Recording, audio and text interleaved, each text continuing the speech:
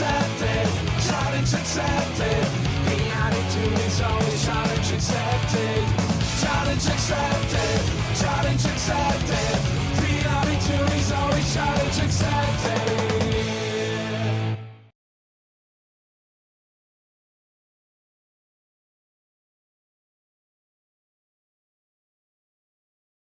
Our next speaker is joining us from an exotic location, Madeira Island, Portugal. Yes, while you were debugging in Sophia's mist, he was probably coding with an ocean view.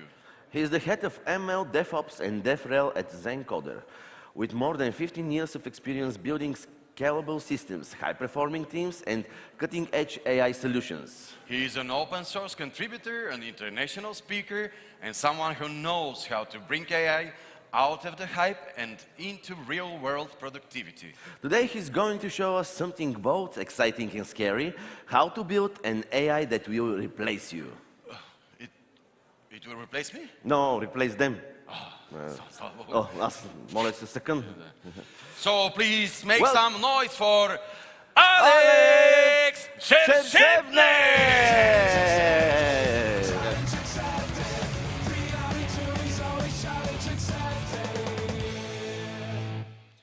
Right. Hello, everyone. And maybe AI will replace our hosts as well at some point. You know, virtual avatars, whatnot. Sorry. But yeah, let's talk about AI that will, well, it's a bit of a, I guess, hype or clickbait topic here, but you know, hopefully by the end of the talk we will see if it will replace you or not, and we can also discuss this, how you feel about this. But before we go into this part, let a few fun facts about me, in addition to what has been presented by the hosts. So yeah, been quite a long time in IT, mostly ML, backend, DevOps, all that. I've been building ZenCoder, AI coding agent solution from day zero. I've been, for the last year, mostly DevRel, which resulted in quite a lot of flights, as you can see. And back home in Portugal, I have a few cats, 4 cats, who are patiently waiting for me whenever I go to do the talks. Right, but back to AI, and you've probably seen or heard things like that. So in this case, Mark Zuckerberg predicted that AI will replace engineers by 2030, I believe. And when people nowadays say AI, they usually mean LLM, and this is not the exception. So here AI is supposed to be LLMs. And as we all know, LLMs are trained to predict the next probable symbol or the next probable token, and sometimes it can lead to errors. Now, they are good at finding patterns, but they are not that good at being grounded to physical world. So all the patterns which they see, they don't really understand what's going on behind them, right? But well, we all know how AI is good with hands, so no surprise here. Right.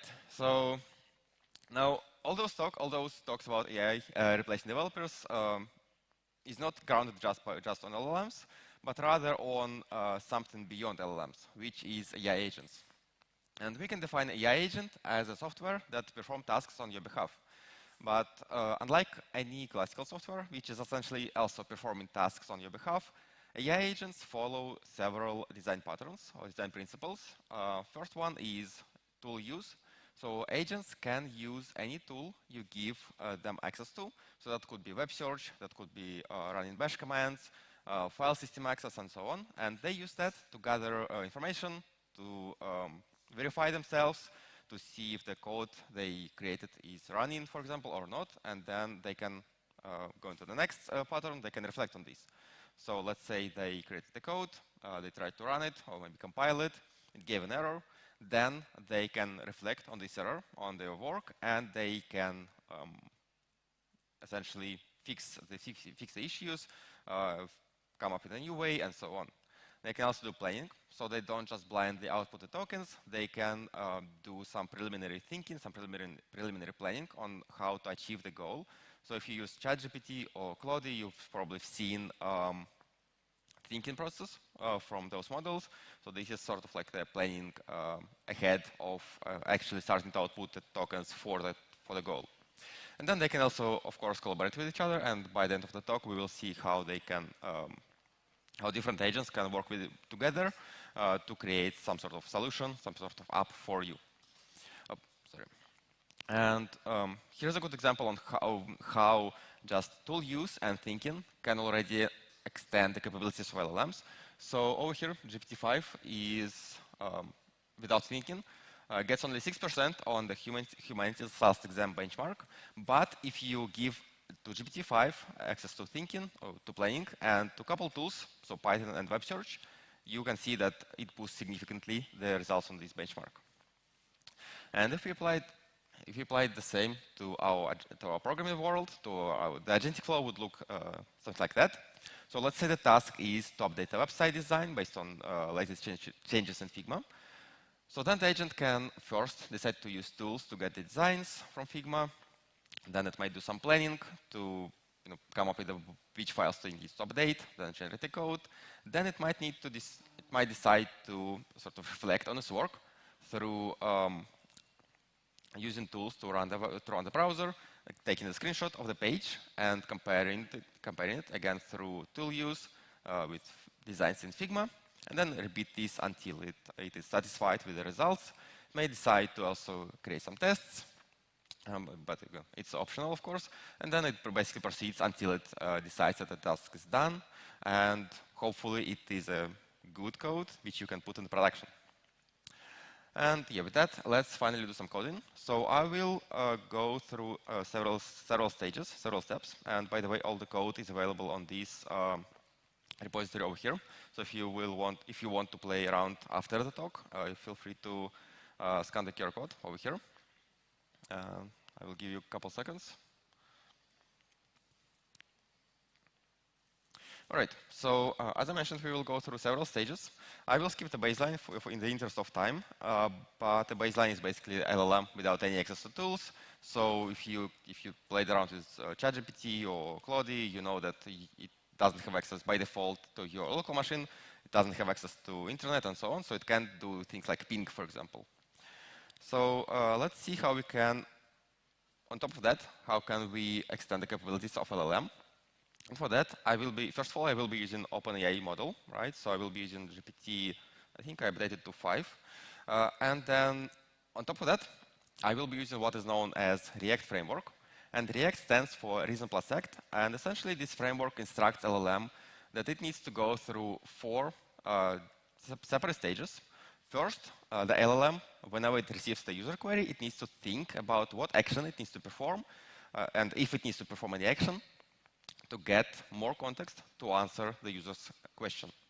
Then it needs to actually select that action. Then this section at the post step will be run by us, in this case, right, by user.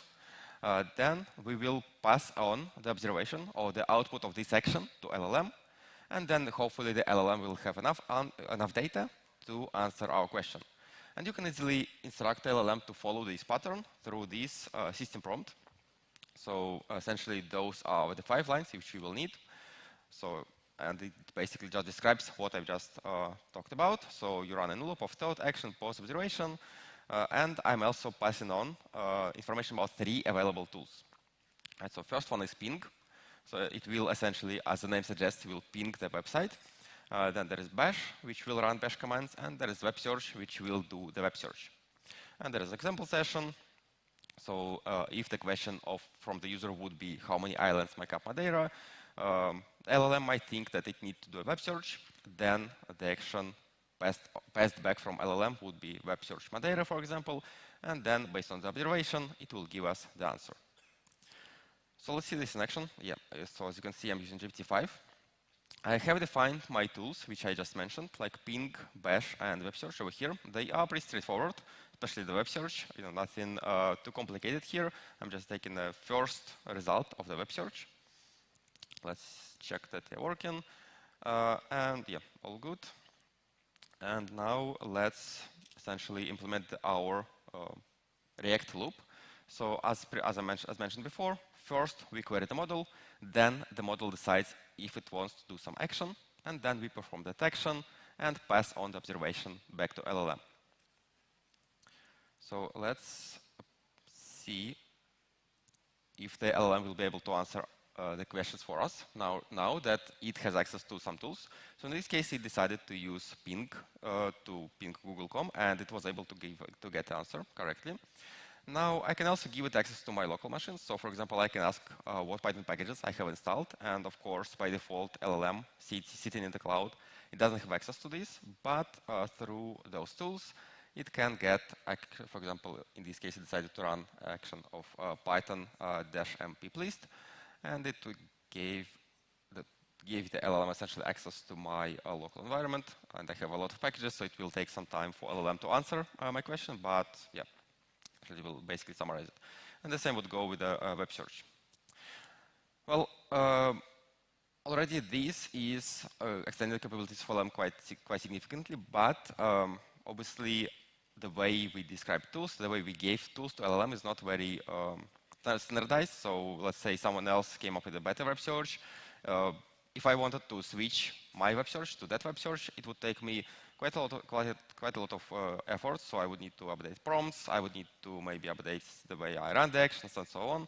So it's not very straightforward to do. And this is where we go into the next step. And there are, of course, a lot of different frameworks to pass on tools. And actually, the next talk after me will be about MCP, so I won't be spending too much time here on how MCP works. But basically, MCP consists of two main entities, MCP server, and MCP stands for Model Context Protocol. MCP server, which is responsible for two main things. First one is advertising the list of capabilities or list of tools which it is able to run, and then, of course, actually running those tools. And then MCP host or MCP client, or in this case, it will be our LLM. It is responsible for selecting which action it wants to run to gather more context from either local resources or remote resources through MCP server. And yeah, so this is basically how the flow would look like. First, there is a handshake between the client and the server, where the server gives the list of available capabilities to the MCP client. And then whenever the user comes in with a question, LLM might recognize the need for external data, and then through MCP client and MCP server, obtain that data, that external data, from some external system. Again, it could be local resource, it could be remote resource, but then based on this obtained new context, it hopefully should be able to give you a better answer. And this is a tool example. So essentially, this text will be appended to the prompt. And you can imagine you having a bunch of tools. They would populate the prompt quite easily, quite significantly by basically describing all the way what this tool is used for and how to run it. Right, and yeah, so there are some marketplaces, but again, I won't be going into much details here because the next talk will be a deep dive about MCP. But let's see that in action.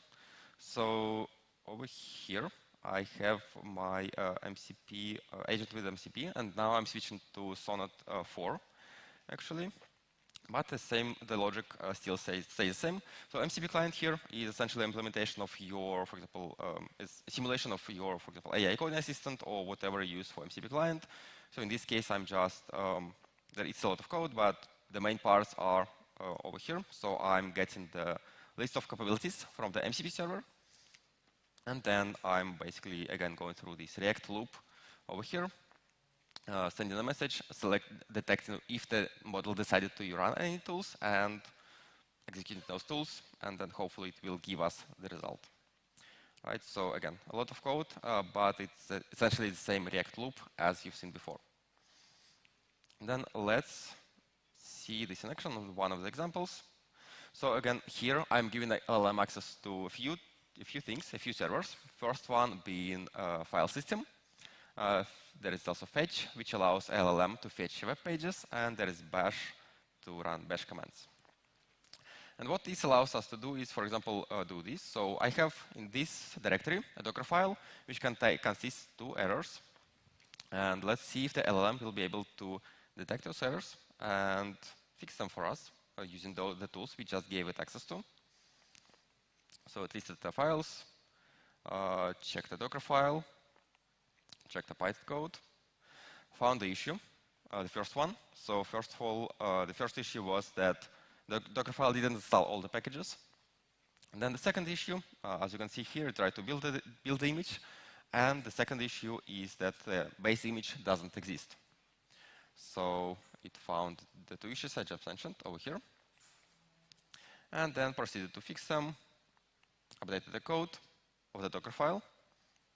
Right? Then again try to build the image. And yeah, so the Python code inside the image is supposed to output exactly 4, like this. So you can see it was able to essentially fix what was wrong with our image, with our code, in a matter of 30 seconds.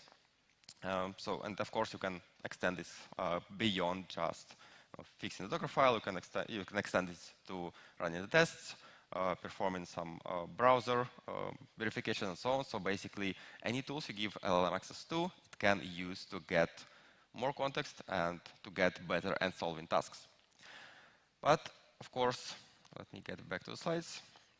Yeah, and by the way, if you want to implement your own MCP server, it's pretty easy to do. So here's an example of the bash tool, which actually was used by LLM just now.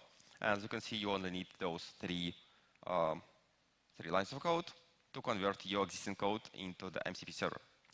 But the tools which we just used, they are deterministic. Well, I mean, they could be undeterministic, but in general, they are deterministic. And when you run them multiple times, they will give you the same result. However, you can imagine, instead of tools, agents using other agents. And this adds another layer of complexity, because now the agents are undeterministic. So if you combine one agent to another agent in some sort of network or custom pattern, any agent can go sideways. So you might have experienced that yourself. Sometimes agents can go into the loop and they can get stuck. So let's say the agent over here got stuck, or it got a wrong result. It will basically mess up the whole chain of agents. So putting those things in production is a bit hard still, but nevertheless, let's see how they can perform together. And we will be building a supervisor network over here, like this. So we will have a supervisor agent, or sort of like a product manager, and we will have multiple virtual engineers working together to build an app. And there are several frameworks available to build multi-agent systems. The most popular ones probably are LangGraph, which we'll be using today, Crew AI. There is also a new protocol from Google, Agent to Agent. So essentially, pretty much like with tools, with LLMs, there are a lot of different options to choose from. But I will be using LangGraph. It is an open source library from LangChain. And let's quickly jump back to the code. This one. Yeah, so again, I will be given access to several tools for my agent. File system tool, Playwright browser allows it to navigate the browser, shell tool, web search, and another one which I call human, which essentially allows LLM to ask questions back to me, to the user. And again, I'm using Sonnet 4 here, but the same you can do with GPT-5 as well. Now, as I mentioned, we will be building a supervisor schema where we will have one product manager or supervisor and 4 engineers, backend, frontend, DevOps, and QA. Now, in this schema, let me get back to the slides. In this schema, all the agents talk only through supervisor over here. So for that, we need to have some sort of handoff between the subordinate agent back to the supervisor. And this is what I'm defining over here. So basically, we have the transfer to all the subordinate agents, and then we have also transfer to supervisor. So all the different agents will use the appropriate transfer to transfer the control back to supervisor or to subordinate agent. And then defining our own agents is pretty easy with the LangGraph. So over here, as I mentioned, I have five agents, right? So, and the prompts are pretty straightforward, pretty simple. In case of product manager, your product manager, do planning, assign step to specific special worker, special agent, and then pass the control back to this agent. And yeah, that's pretty much it. And the same goes with the backend, frontend, and so on. Nothing fancy, nothing too fancy here. Just implement a task, create a subplan, and then pass on the control back to the product manager. And then this is, again, we are using the same React framework, React Agent. As you can see, it is quite popular, and I'm passing on all the transfer to agent tools to all the agents. And then over here, I'm creating my swarm of agents, and they will be working for us on, this is just a coloring for output. So they will be working for us on building a website for a conference. Should have several pages, use the standard tools, React, Fast API for the backend, Postgres, Docker, and so on. So let's start them. I don't think we'll have time to see them through the end because it might take them like 10, 20 minutes. But as you can see, the starting endpoint for us as product manager, which decided that the first step would be to implement backend. It transferred to the backend agent, where the backend agent decided to have this sub plan for the step one. Proceeded to actually implement this, created DIRs, started to write the code, and it will continue to do this for some time. As I mentioned, this usually takes around 10, 20 minutes, so maybe by the end of Q&A session, we will see the results. But yeah, it is still going on for the first step. Let me disable scrolling here for us to easy to use.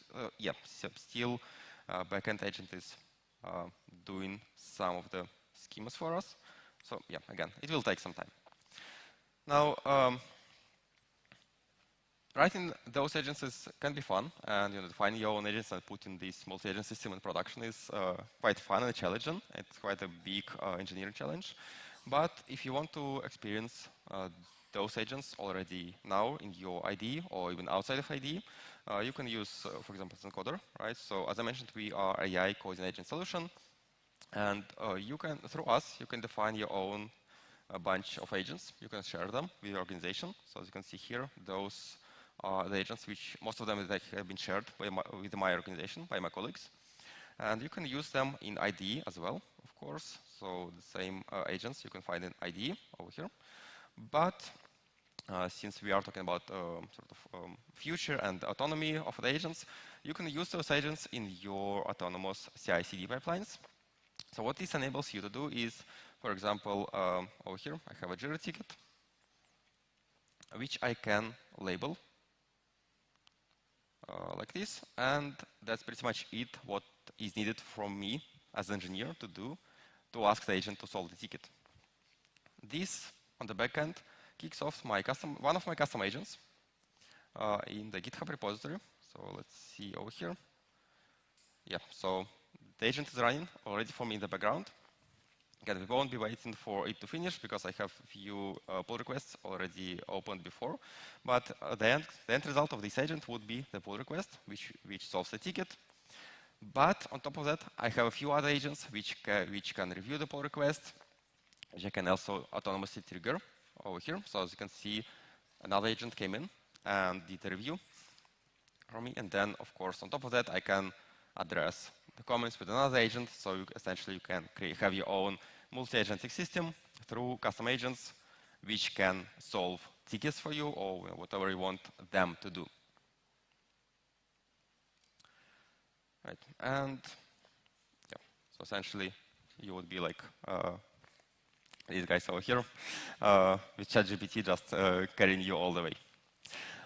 And yeah, I have, I think, a couple more minutes, so let's talk about the future, right? So let's talk about if AI will replace developers or not. And you probably heard a lot the phrase that developers will be replaced by developers who are using AI. So it's kind of an exaggeration of this phrase. But there is some truth to that because, of course, AI is something that enables you to move faster and enables you to work across multiple teams, across multiple functions, right? So you essentially, as you've seen in the multi-agent system example, you could be essentially a single person handling across the whole agile team, right? So basically, you could be a single person cross-functional team. But of course, still you need to understand what's going on because otherwise it can be quite daunting to, when nothing works and you need to fix this. And so yeah, you still need to have some understanding of what's going on. So otherwise, things like that happen. Yeah, but seriously, in my opinion, and I think in the opinion of a lot of people, AI will not just replace us. It will be more of a transformation technology. So it will definitely transform the way we work, as you've seen, for example, with the example of Jira, right? Me as developer, I didn't need to write the code. I just had to review it and, well, trigger my agent and maybe nudge it in some way if it gets stuck, or help it in some way if it gets stuck. But I didn't need to do coding. I didn't need to, well, do anything pretty much, right? I just had to review the code and maybe manage my agents, and this is what the future potentially will look like in probably a couple of years, right? Where we as developers, we will become more of managers of virtual agents rather than writing the code ourselves. And with that, yeah, so there is also, of course, one other job potential, which can be still left if you want to write code, right? Because yeah, you need a lot of data to write the code. But yeah, that's a few QR codes for you. So on this QR code over here is if you want to write an encoder, if you want to write almost agents over here, you can scan this one. And this one is for my contact details if you want to get in touch. And I think we are almost at time. So I will leave QR codes for a few seconds, and then I will put back my multi-agent system while I'm answering your questions if you have any. And as you can see, in the meantime, already a front-end agent, I think, kicked in. Yeah, as you can see, there is a front-end agent already working. Right. So, yeah, happy to answer any of your questions. Thank you, Alex. Any questions?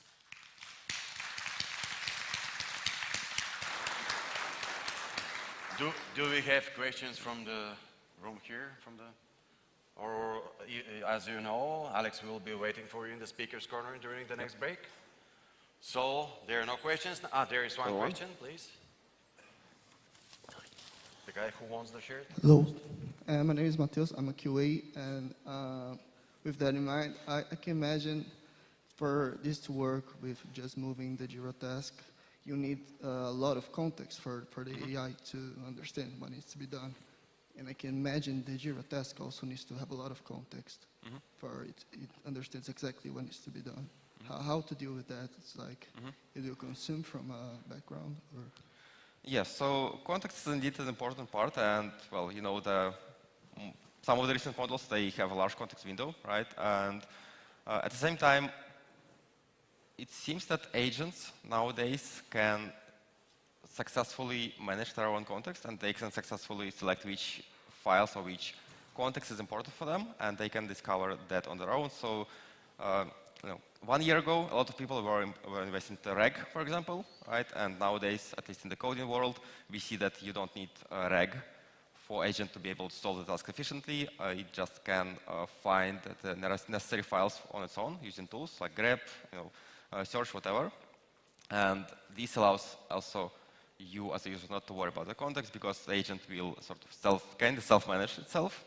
And yeah, but yeah, of course, depending on the task, depending on your code repository, sometimes you need bigger context window, and there are, of course, models which can handle this.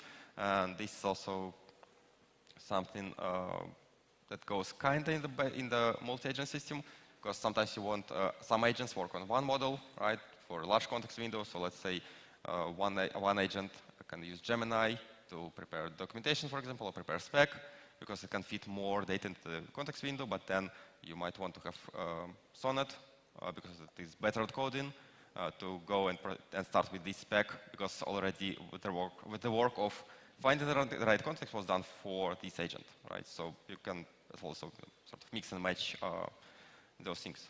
And I think in the meantime, the website should be actually working. If I can get my screen back to this, yeah, so as you can see, in the meantime, the agents created the website for us. They are now actually testing it. So over here, the QA, somewhere the QA agent was, I think, testing it. I just saw it somewhere. Yeah, so QA agent is now testing it. So it probably submitted a few things. Let's see, view talks. Yeah, as you can see, QA agent in the meantime submitted the talk for the conference website. Yeah, I think there's a question also on the... But please make it very quick. The next question. Yeah, sure. My question is about handling legacy code. Like, what is your experience with AI agents? Like, I see they are quite nice writing new code, but what about legacy code? Do they handle it well? Do they need a lot of context? Or do you think that the better way would be just to give them requirements and they will do anything anew? Yeah, legacy code can be challenged. It can be challenged indeed, depending on the code itself, right? But one of our clients actually used us to convert from Java 1.6, quite old Java, right, to Java 21, I think. So, again, depending on the quality of the code, agents usually can work out what's going on, because because they can, for example, try to run the code, they can try to do something around the code, and that can help them understand what's going on. And of course, if you're talking about refactoring legacy repositories, you don't want to just try to one-shot refactor the whole thing. You want to do this sort of step-by-step or file-by-file, and then in that case, LLMs are usually already good enough to understand what's going on. Or if they can't understand just from the text, they can potentially, again, use debugger, just run the code, execute the code, and this also can help them understand what's going on and then transform the legacy code into the newer version or newer language, whatever you want them to do. Thank you very much. Thank you. Alex will be waiting for you in the speaker's corner during the next break. And now, let's send him off of the stage with big round of applause. Alex Shershebnev! You win a t-shirt?